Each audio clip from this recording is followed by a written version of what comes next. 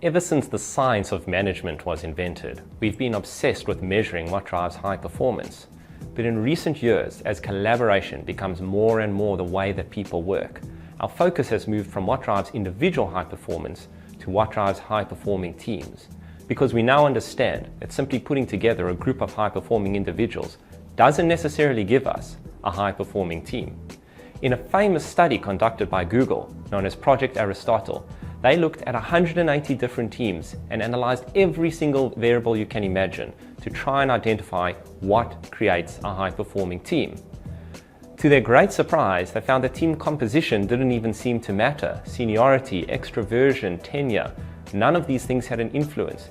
Even individual performance ratings didn't seem to have a significant impact on what creates a high-performing team. What they did find, in fact, was that psychological safety is the #1 factor which drives high performance in teams, at least in Google. Psychological safety can be defined as an environment where people feel safe to challenge the status quo, to disagree, to offer different points of view, to make mistakes and admit those mistakes, and experiment with unproven actions. It's this kind of culture which leads to that all-important innovation quotient that so many organizations are chasing.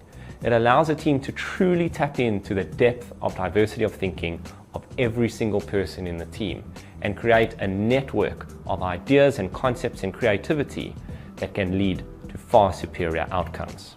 Unfortunately, in the research that we've done with our inclusion assessment tools, we've found that only 37% of people report that they feel sufficiently psychologically safe in their team or organization to challenge the status quo. What this means in practice is people aren't offering different points of view, they aren't trying out new things, and they aren't necessarily listening very well to each other in their team. This shatters the collective mind, and we lose all the value from the diversity that we've worked so hard to bring into the organization. A lot of leaders, when they hear me talk about psychological safety, start to worry. They say, my job is to get results. I need people to get things right. And if you're telling me it's now safe for them to admit the mistakes that they've made and not worry too much about getting things wrong, how are we ever going to get the outcomes that we need? In fact, this perception is mistaken.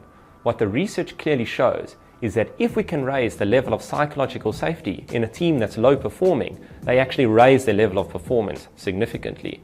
Because the message it sends to them is that your perspective is still valued. We know that even though things are not great at the moment, you have the ability to improve. And the only way we're going to get there is through our collective brain power, through true collaboration, through psychological safety. There are 6 key behaviors that drive psychological safety in teams: making personal connections, balancing advocacy and inquiry, creating constructive conflict, admitting your fallibility and the limits of your knowledge, learning from failure, and having mutual respect for competence in your team.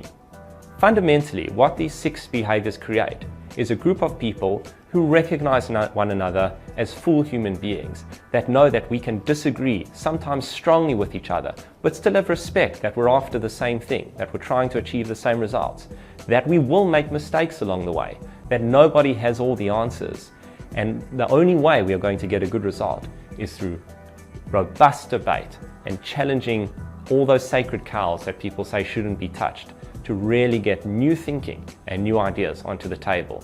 Fundamentally, every person in a team shares a responsibility for creating psychological safety.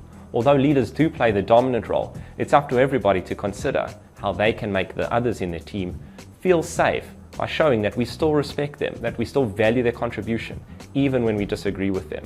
And by willing to be a bit vulnerable ourselves, to put our ideas out there and to challenge points of view, and knowing that others in the team will return the favor in kind.